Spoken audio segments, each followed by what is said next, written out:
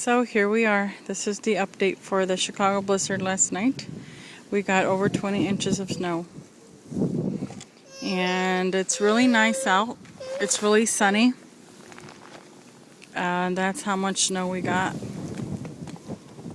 That goes towards the front.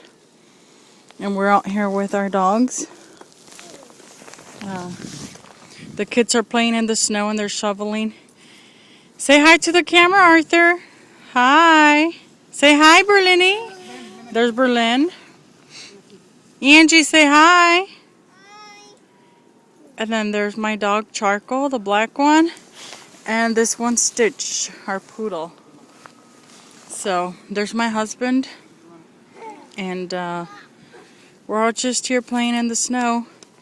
It's really nice. So I just wanted to update regarding the Chicago blizzard. As you can see, the sky is beautiful. We got clear skies. And yeah, it's really nice. Okay, so now I'm off to take pictures of the kids so I can scrapbook them soon. Okay, you guys. Bye.